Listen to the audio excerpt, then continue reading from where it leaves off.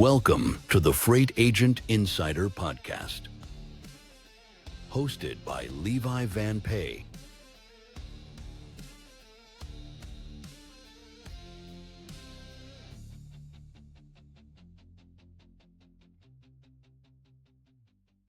Welcome, everybody. Freight Agent Insider. I'm glad you're all back because this is going to be a great time. Get your popcorn ready. I'm LVP, your host, with the most, or actually the least. LVP, I suppose, is least valuable. Scratch that. I didn't say it. All right, quick show notes, guys. Let's buzz through these and get this thing kicked off. So first and foremost, if you've heard me talk about this once, you've heard me talk about it twice and 3 and 4 times, but it's super important. So the first ever Freight Agent Expo at fax27.com. You can see more information I'm putting on in Las Vegas, January 15th and 16th of 2027. We've got an incredible list of guests that are coming to the event to speak, moderate, do panels, and meet everybody that's coming. So if you want to get involved with that, please just go to fax27.com. You can buy your tickets now. Come meet me, come meet everybody. It's going to be a great time. Number 2, wherever you are watching this show from right now and or listening to the show, the algorithm only works for us as independent podcasters if you subscribe or like, leave some comments, start engaging, signals to those platforms that we don't suck. If you want to get involved with the show, you can go to our website at freightagentinsider.com and go to the page Go On Air. You can pre-record questions for our guests. We'll ask them live on the show. Get involved. If you don't want to come on, if you've got a little bit of stage fright, that's totally fine. I do too. I get sweaty. All right, everybody, it's time. Oh, I'm so excited. I'd like everybody to meet Danielle Spinelli. How are you, D-Spin? What's happening today? Good. Good. As you're saying, I get sweaty. I was thinking like mom spaghetti. So yeah, I'm wrapping in my head right now. But no, I'm good. Thanks for having me on. Now I'm hungry. Right? I know. So D-Spin, I've been looking forward to this a long time. I hope you've had a little bit of excitement in the back of your mind to get on here as well. Can you tell us, pumped? Can you tell us a little bit about yourself? Who the heck are you? What's your history? We know you as the fraud girl. What's led to all this chatter? Yeah. Okay. Let me see. Starting from the beginning. No, just kidding. Take it from the top. So I was a broker for 8 years. I did postal work at the beginning, and then I was mainly carrier sales rep, but then I did high value freight with copper and electrical wire. So that's kind of how I became like knowing how to vet a person because I had loads stolen. I had to get really good at it. At that time, I started using my carrier portal, which then changed like my whole life. And so then started talking to them and saying like, hey, I have suggestions for this, this, and this. Eventually they were like, hey, just come on and work for us. And I was like, okay. Ended up on the tech side. And then here recently switched over to Genlog. So I'm director of partnership over here now. But the fraud girl part started because whenever I started at MCP, they were like they would just like throw me up on stage like, hey, you know what you're talking about? Go. And I just started and I'm like, it was like first conference. I'm like, I don't know what I'm doing. And so, but I do know how to talk about carrier vetting. So I was like, okay, I can talk about this, even though I'm like shaking, palm sweaty, mom spaghetti. And Mom spaghetti. Right. And so then eventually people kept being like, yeah, that's the girl that talks about fraud. And then led to fraud girl. And then Nate Johnson, shout out to Nate. He met me at BCS and had like a whole fraud girl shirt, hat, the whole shebang. That's and sick. So then I know it was so sweet. It was very sweet. And yeah, that kind of is how Fraud Girl got started. And then I leaned into that, started a podcast, have Fraud Girl Fridays and Tell Me Everything Tuesdays. And that's me. One of the first people that I've had on here that also has a podcast. So I was really excited to just see how this goes because, we were talking about this a little bit before the show started, but fortunately, unfortunately, whatever, not every guest that comes on these shows is like the most energetic, enigmatic personality. So you got to kind of like pick up the slack a little bit. You need no slack picking up. You are just a ball of energy, which is great. Well, I think it's fun whenever you like can jive with somebody like, hey, if I get paid, I mean, I say paid, we don't really get paid for podcasting very well, but like right. If I can just sit here and talk and that's what I do. Yeah, I know, right? It's like, if we can just blab all day, like I used to get in trouble for this in school all the time. Like one teacher wouldn't even let me, like I went in the class for 1 week and then after that, she wouldn't let me in the class. Like I would walk up to, this is my chemistry teacher. and I lived in Jack's Beach at the time. I'd walk up to the classroom and she'd be like, nope, can't come in. And I'm like, what? So I at the time skateboarded. I'd skateboard down to the beach, hung out at the beach for that whole period, and then came back. But then, of course, at the end, she's like, yeah, you're failing. And I called my dad and I'm like, hey, like my dad's like, how in the world did you fail something? Because I'm not smart, but I'm book smart. Like I'm good at tests and stuff. And he's like, how in the world did you fail a class? And I was like, yeah, she wouldn't let me in. And so he went up there and he's like, I'll either file a complaint against this teacher or Yeah. you give her an A or B. And they're like, we'll give her a B. So I got a B and I never went there. But anyways, I went on a tangent for nothing. Well, the fun of the podcast really is like just the back and forth, right? But like, here's the other part of that is the other day I was driving to the airport and it's like, I don't know, it's like 7:30 in the morning. So it's like talk radio on my station. I'm trying to listen to my country tunes and it's just talk radio. And kind of sitting there like, I was channeling I don't know. It just felt like this is kind of boring to listen to. So you got to get the right mix of like something that you're interested in, the right personalities doing it. Whatever I was listening, that sucked. So let's not be talk radio today. Let's be extra entertaining, but also provide a little bit of value and insight to some people out there. So let's I don't want to, I told you this before we started. I don't want to just talk about freight because freight can be a little bit mundane. I like to keep it, energetic and talk about some different stuff, but let's hit the freight button and talk about that. So Ryan Joyce was on here recently. It's like back-to-back Genlogs. That's fine because Genlogs is like the coolest product that I've seen. Tell me a little bit more about. And real fast, Ryan, isn't he the coolest dude? Like that dude has the coolest story. I'm like, how can he be this cool? I can't stop talking about the guy. Like, I know. It's come up like 5 times where I've like told his story for him of like, wait, do you know about this Ryan Joyce guy? He was hunting terrorists and then went on to hunt freight fraud in the same manner, utilizing this crazy technology. Yeah, and then nuts. his dad was the original guy for Top Gun. Did you know that? Did you tell that story? What? Yeah, no. His dad like flew the jets or whatever, and then like they wrote a news article about, it's called Top Gun, about his dad and like his like other people he was with, and then they sold the rights to Paramount, and then his dad was one of the like original plane, like the stunt people flying in Top Gun, and his dad was part of 9/11 during at the Pentagon. Like crazy guy. Anyway, sorry, I totally went on a tangent there. I just had to shout out Ryan.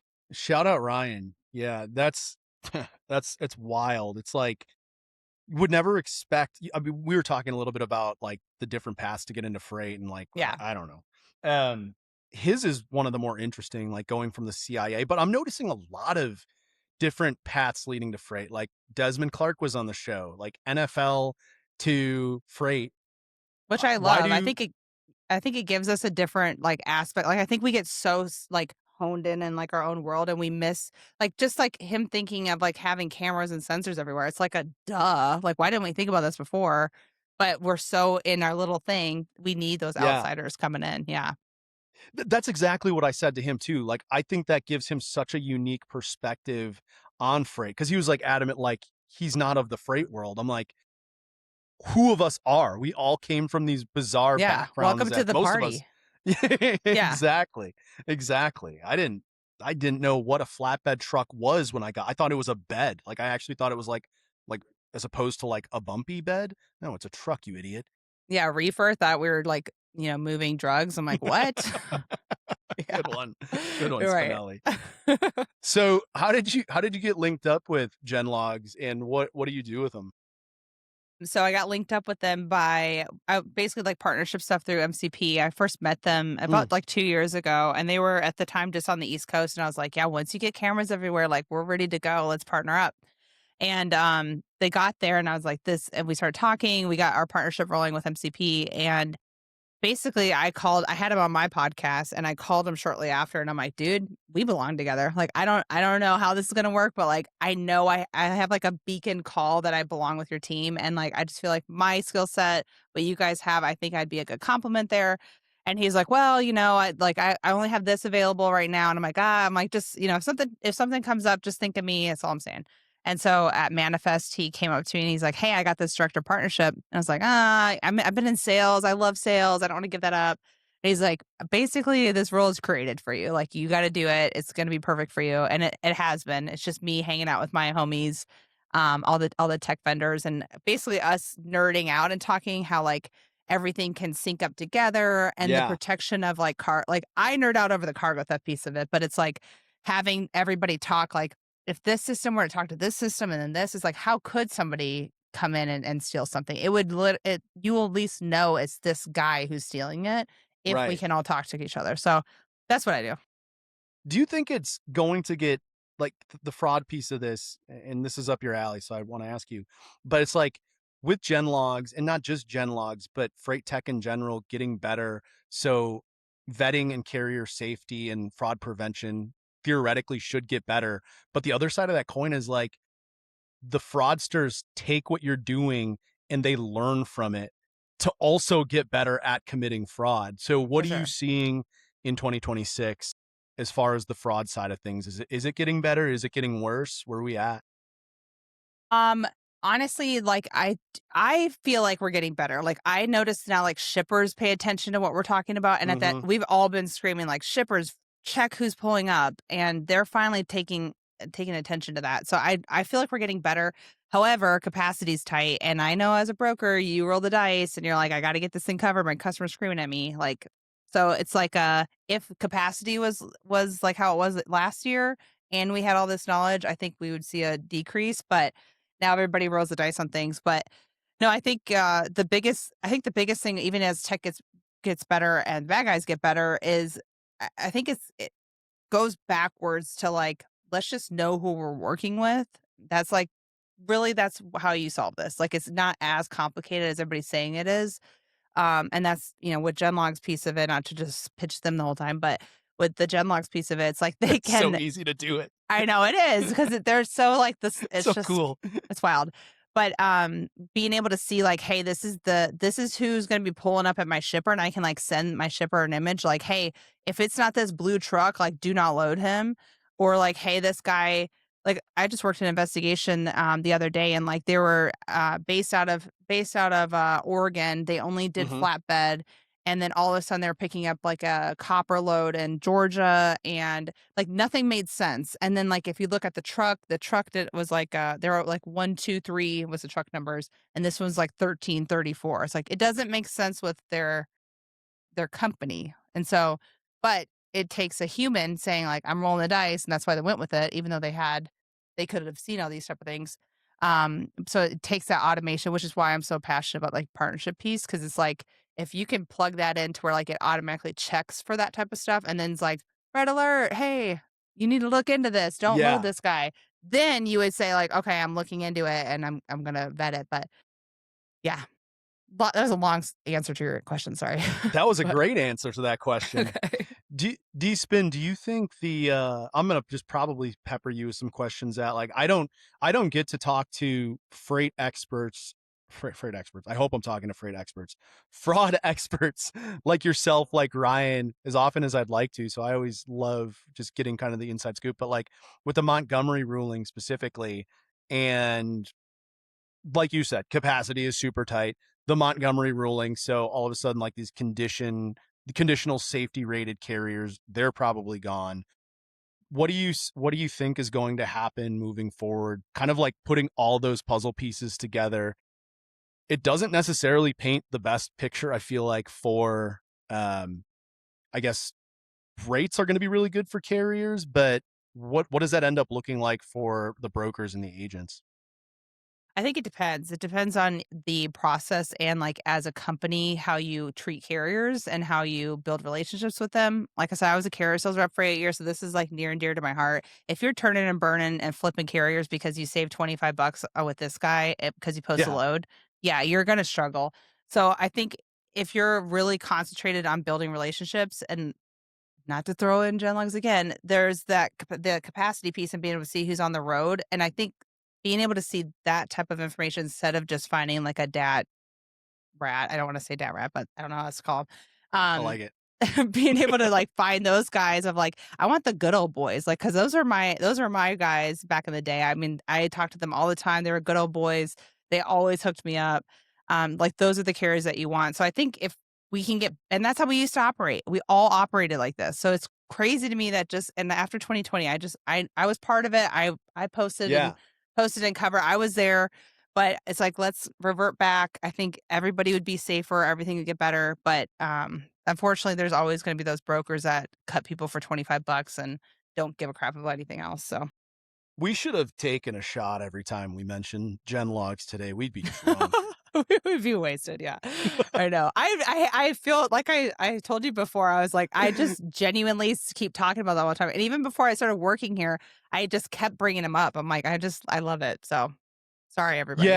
Yeah. No, it's shout out Genlogs. I mean, it's just a cool company. It's not often that I'm like, hey, I would really like to, like sponsor or have a sponsor on this show. Literally, the Yeah. first one I asked was the Genlogs leadership. Like, hey, and even if not, like, I believe in the product, so it's cool to just like bring it up like that, just to back up on like the whole Montgomery thing. And like, this is really becoming who is becoming very important. So where does that leave load boards? Where does that leave DAT? Because it feels like the value kind of goes down quite a bit.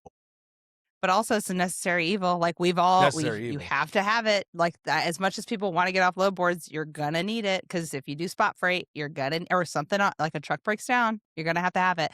So I think it's having insight on those carriers, like specifically with safety. Let's take cargo theft out of it. If you can have a platform that can look at a carrier outside of just an FMCSA inspection, because that's not enough. There's so many carriers that don't even have an inspection, let alone a safety rating. That it's like, you got to know who you're working with in that point. So if you got to have some sort of platform that can give you that visibility and say like, hey, this is how these guys are operating on the roads. Taking that information, like making it easy for you to digest. So I think that's going to be where it stands out, is just knowing who you're working with outside of FMCSA, outside of an ELD that can get hacked, outside of like that type of stuff. It's like making reliable information to you so you can make a good decision. But like I said, also not rolling the dice all the time. Let's get wiser, people.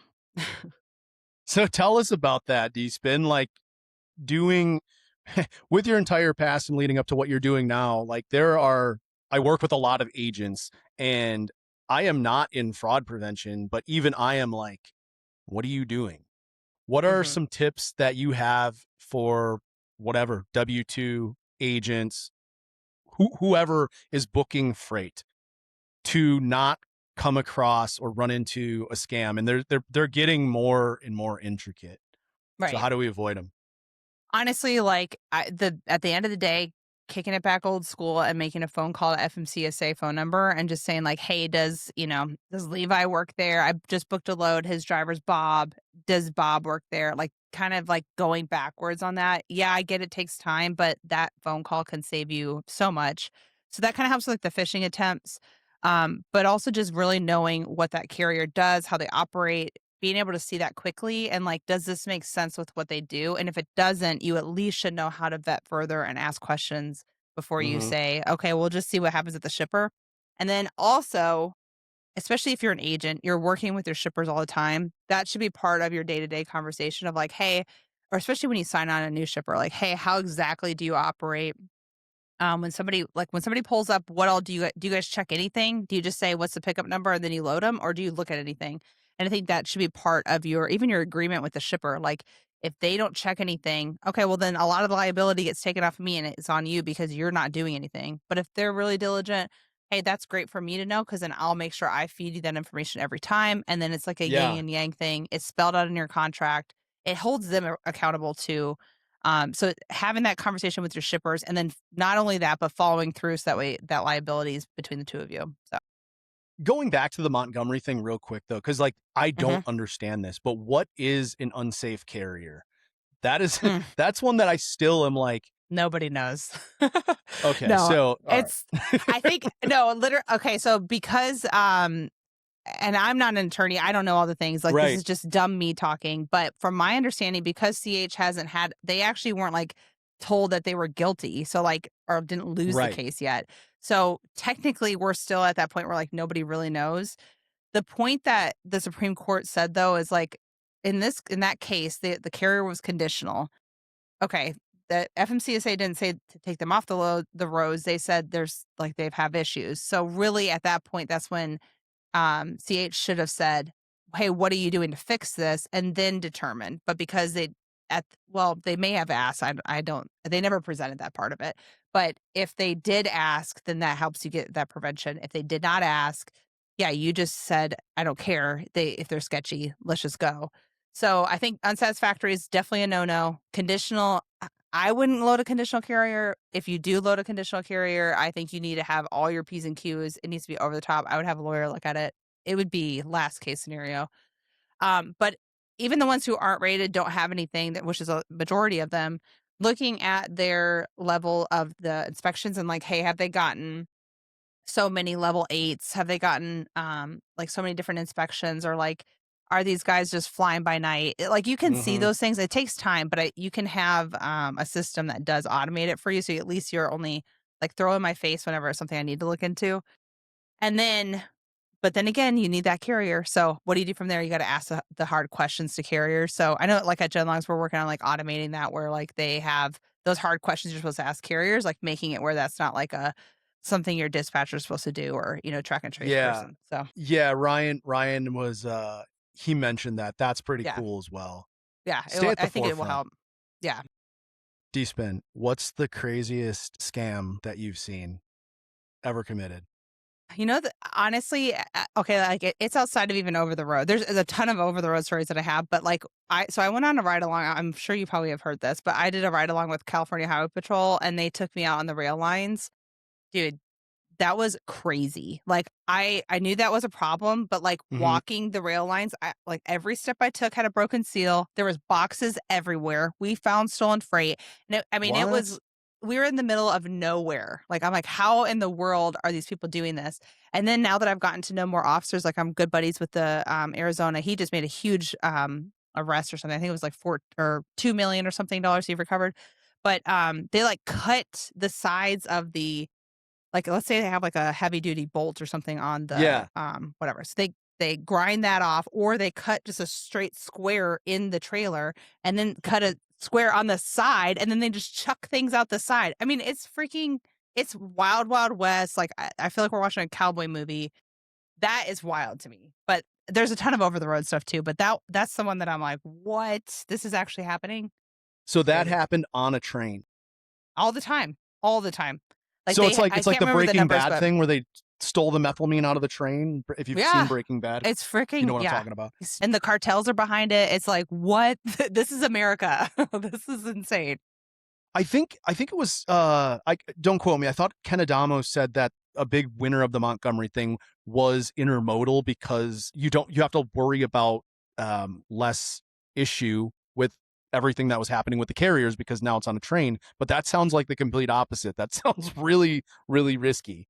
Yeah, safety wise, yeah. I mean, no one's driving and hitting people. But I also just saw something where, like in Texas, they don't even have those little things that come down and alert you when a train's coming. So people were getting killed on anyway. So I don't know. I think, and I don't want to bash the rail lines, but like they're just, they want to act like nothing's really that bad. They're Right. finally starting to talk about it. But there's a lot that goes on that they don't talk about. I They want you remember to use seeing a it. video. There was something I saw one time that was like this aerial view of this, what you're talking about happening, where yeah, people were just throwing shit off the side of the train, and there was a bunch of people grabbing it, and they were just, it's Yeah. wild. They Like have you said, drones wild, that wild watch west. it. They have drones that watch it, and they just are like, "Okay, this happened." They can't even do anything because they only have, like, 2 officers working. They had 2 officers working the entire Mojave Desert, which is, like, south of LA all the way to the border. I mean, it's freaking like, what is going on? So, This is that's the insane. craziest to me. That's insane. So on the carrier side, what are the Mm. red flags to look out for, especially for the agents out there? Like, there's a lot of agents watching. So what are the Yeah. red flags to look out for on the carrier side? I guess it depends if you're like talking to them or if you're emailing them. If you're emailing them, it would be mainly like they are very pushy. So if you're getting a lot of like, send me the rate sheet right away, or like I can't fill out a packet, send me a PDF, and they're just pushing, pushing, pushing. That's like a very big indicator of like something's weird here. Um, Obviously the too good to be true is like Hmm. I say that all the time, but it's like why are we still falling for this? So that type of thing. But really, hopefully you have a vetting platform of some sort. And the vetting platform that you have, if you see a red flag, ask questions. That's what it's built for. Don't just ignore it and go. Like that's the biggest thing. And then even the I squeaky see it. clean ones, still look at their locations and like, does it make Yeah. sense with their history? The too good to be true thing is real on the shipper side, it seems like too, like Oh my fake gosh. customers reaching out, and No I've one's going seen to so many people contact fall you. for it. Yeah, no No. one's going to contact you. Why do we have a contact us page on a broker page? I don't get it. I don't either. Like I know we all like to feel important and all that, but no, you're not that important. Like Not at all. there's been some big ones lately. I won't say who. Brokerage down in Texas got nailed over the course Yeah. of like 3 months or something. Well, even broker agents, there's fraudulent broker agents out there too, and carriers. Like there's fake Yeah. drivers, and I mean, it's all angles getting hit. So I think what I've been preaching for a long time is like building a culture within your company that's like a cargo theft fraud prevention culture because it's every angle. Everybody needs to know all the different tactics because somebody will pick up on something or like hear a new scam and be like, hey, this seems weird, and then having a culture where it's like it embraces talking about it. Yeah. Those are most successful companies I've seen. Yeah. Yeah, absolutely. D-Spin, this is Freight Agent Insider, but it's your episode. You host your own podcast, so I want to talk about you and your podcast. Like what prompted you to start that, what the content is like. Let's try to get some of the audience here to your show. Thanks, I appreciate that. So it's called Tell Me Everything. I'm on like all the different YouTube, I guess is probably the biggest following that I have is on there. But um basically Tell Me Everything is on every Tuesday at 2 p.m. And that one is more about like industry leaders coming on, talking about how they became successful. It's honestly just me like learning things because I'm an idiot and I'm like, I want to learn about all the different there's so many silos and so many different things people do. I want to learn about We're the it. same. Yeah. Yeah. So that's me like learning from others. Every Friday though is Fraud Girl Friday where I can kind of be I have other specialists on there with me almost every time, but it's like basically us saying like, "Hey, this is what's going on." I just did a really good series. So if anybody's new to the industry, I did a really good series with Scott Cornell. It's called Fraud Girl University. It's pretty easy to find on the YouTube channel. But Yeah. it's like a 5-part series on like cargo theft 101. Everything you need to know, how to vet, what to look for, what are the trends, how to report a crime, all the things is right there. So that's what I do.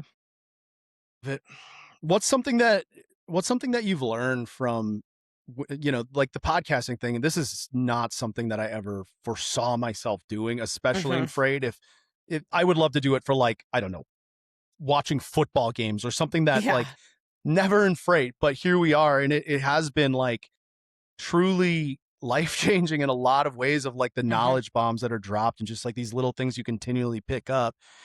What is something that you've learned overall from podcasting, and tell me everything?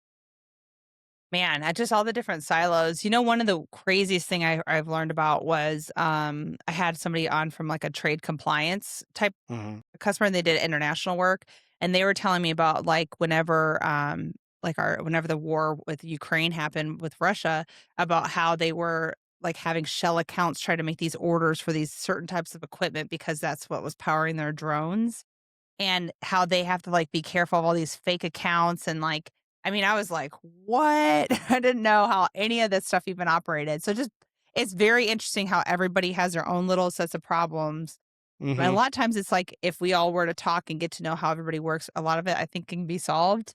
So that's probably the biggest like takeaway I've learned is like we're all just one big industry, but we are very siloed. So how do we work together?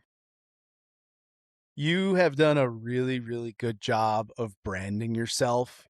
I've loved seeing it. Like we were talking about before we started, how you've had like lines of people to see It's you at weird, dude. events before.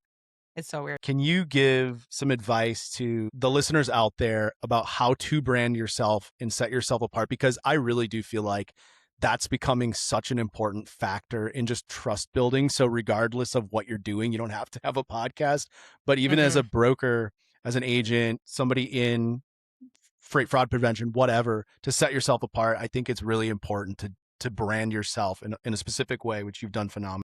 So yeah, definitely branding is like on consistency. So staying like up to date and posting or whatever, and then having like a specific type of way you post, or like every conference I go to I'm always obnoxious with with selfies, but I genuinely love taking selfies. Like I do that even with all my girlfriends. So that it's like being consistent, but then also being very genuine.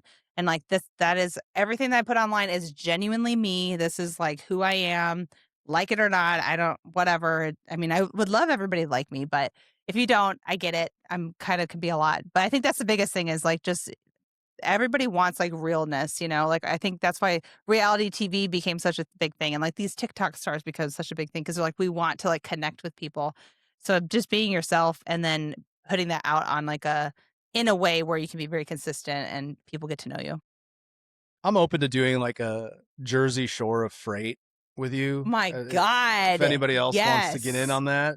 We should do this at your conference. Wouldn't that be fun? Like we do it Yeah. like a day or two early and we do like Jersey Shore freight broker style. Yeah, we'll rent like a big ass mansion in Las Vegas and Dude. now we're talking. That would be so fun. Oh my That would be so God. I fun. like sign me up. I'm going. Yeah. Who would be Who some of else? the yeah, that's the question, especially like the male side of it, and like who would be the two males that would get in the inevitable brawl? Because that would The have to brawls. happen. Yeah. Yeah, it's That would the brawls, like happen. it's Jersey Mm. Shore style. That's a good one. Robert Bain. He's not really a fighter. He's kind of a lover, but he's the strongest man in logistics. So who knows? Yeah, Somebody could make him mad and he just lights out. that's an intimidating boy, Oh, but he's such probably a good dude, teddy though. bear. A total teddy bear. He's the nicest guy in the world. Big guys always But are. yeah, he's the best. I don't know. Who do you think? I will say I'd have to say big sassy Zach Davis. Yeah. He's Big sassy. he's got an MMA background, so he doesn't take no shit. Yeah. Yeah, that'd be fun. I think it would just be crazy fun jumping around and seeing how, especially for like working and covering loads and stuff while we're having a party. That'd be interesting. We can let loose. Like Yeah. freight can be a little stuffy, but we can absolutely let loose. So put a pin in that. I For actually sure. want to run with this now. That I'm sounds like a so down. blast. I'm so down. Yeah. Okay, we're gonna get some cameras, and I'm gonna start looking at mansions available. Airbnb. Can we there. Airbnb that, or they probably Airbnb would. I'm sure the insurance policy would have to be like pretty hefty, but Yeah, we'd gonna have break fun. stuff. Yeah. Oh, I hope so. Yeah. Cool. Do you I'm spend excited for this. anything you want to leave us with before we wrap this thing up? No, thanks so much for having me on. That was so fun. And, I always love just hanging out with homies. So I appreciate it. Right back at you. This was a good round one. I don't think it's the last round though. Like we'll definitely run this back and do it again. Yeah, you need to come on mine. We need to do that. We'd love to. Did I ever have I love to. scheduled that yet? No, I don't think I have. So we need to do I don't that. think Yeah. so. We'll do that. We'll run it. We'll run it. We'll just kick it. Guys, thank you so much for joining. We'll be back next Monday, another episode. It's not going to be as fun as this one, but we're going to give it our best shot. Bye, everybody. Thank you for watching the Freight Agent Insider Podcast. Like us and subscribe on YouTube, Spotify, TikTok, and LinkedIn.